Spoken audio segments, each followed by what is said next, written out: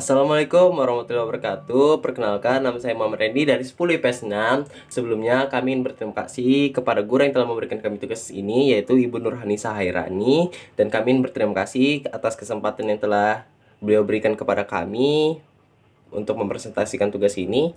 Dan bersama teman saya yang bernama Zela Artika, Nabila Pasya Putri, Andre Saputra, Almahidah, Fatia Salsabila, dan Ulfa.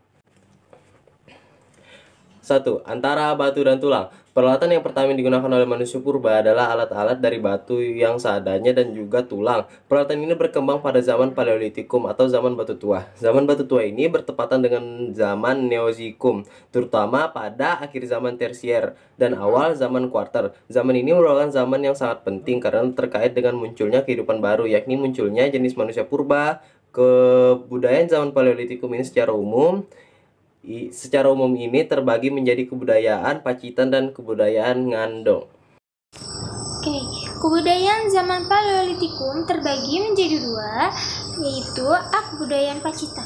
Seorang ahli von Koenigswald dalam penelitiannya pada tahun 1935 telah menemukan beberapa hasil teknologi bebatuan atau alat-alat dari batu di Sungai Baksoka dekat Punung. Alat batu itu masih kasar dan bentuk ujungnya agak runcing, tergantung kegunaannya. Alat batu ini sering disebut dengan kapak genggam atau kapak perimbas. Kapak ini digunakan untuk menusuk binatang atau menggali tanah saat mencari umbi-umbian. Di Pacitan juga ditemukan alat batu yang disebut dengan chopper sebagai alat penetak. Alat-alat itu oleh Koenigswald digolongkan sebagai alat-alat Paleolitik yang bercorak salian, yakni suatu tradisi yang berkembang pada tingkat awal Paleolitik di Eropa. B. Kebudayaan Ngandong. Kebudayaan Ngandong berkembang di daerah Ngandong dan juga Sidorejo dekat Ngawi. Alat-alat dari tulang ini berasal dari tulang binatang dan tulang rusa yang diperkirakan digunakan sebagai penusuk atau belati.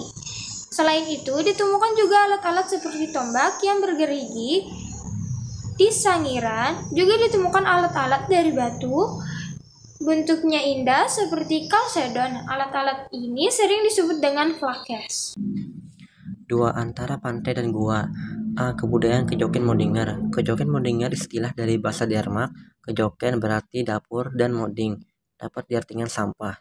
Kejoken Modinger sama dengan sampah dapur. Kejoken Modinger merupakan tumpukan timbunan kulit sip dan kerang yang menggunung di sepanjang pantai Sumatera Timur antara Langsa di Aceh sampai Medan. Pada tahun 1925, von Steencalenfels melakukan penelitian di Bukit Kerang itu dan menemukan jenis kapak genggam yang disebut chopper. Kapak genggam yang ditemukan di Bukit Kerang di pantai Sumatera Timur ini diberi nama pebli. Kapak jenis pebli ini terbuat dari batu kali yang pecah, sisi luarnya dibiarkan begitu saja dan sisi dalam bagian dalamnya dikerjakan sesuai dengan keperluannya. B. Kebudayaan Apris Sosroci. Kebudayaan Apris Sosroci ini merupakan hasil kebudayaan yang ditemukan di gua-gua. Hal ini mengindikasikan bahwa manusia purba pendukung kebudayaan ini tinggal di gua-gua.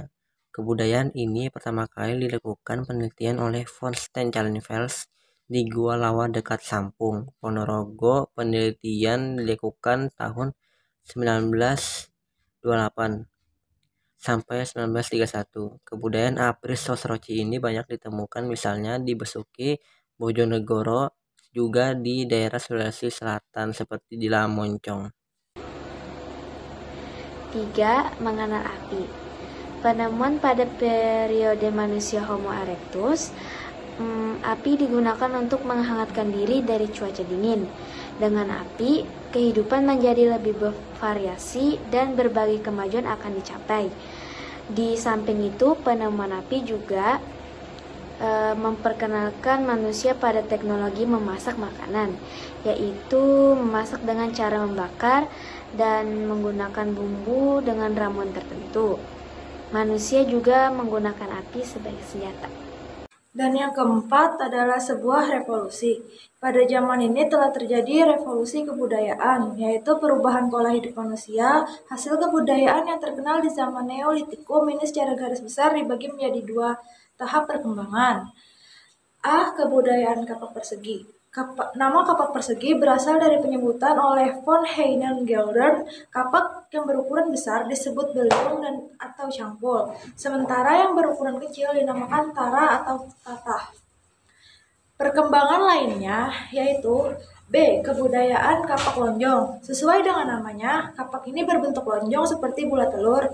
Kapak yang berukuran besar disebut Walzenbeil dan yang kecil Kleinbeil. Penemuan dari berbagai situs menunjukkan bahan yang paling sering dipergunakan oleh jenis bebatuan kerisikan yaitu silicified stones seperti gamping, kersikan, tupah, gersikan, dan lain-lain. Ya, C.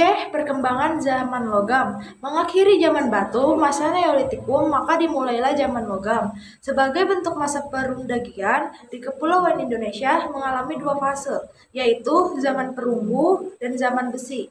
Beberapa contoh benda kebudayaan perunggu antara lain kapak corong merakah, mokoh, dan lain-lain. Kali ini saya akan membacakan nomor 5 yang berjudul Konsep Ruang pada Hunian atau Arsitektur. Bentuk arsitektur pada masa praaksara dapat dilihat dari tempat hunian manusia pada saat itu. Gambar-gambar dinding gua tidak hanya mencerminkan kehidupan sehari-hari, tetapi juga kehidupan spiritual. Cap-cap tangan lukisan di gua banyak ditemukan di daerah Papua, Maluku, dan Sulawesi Selatan.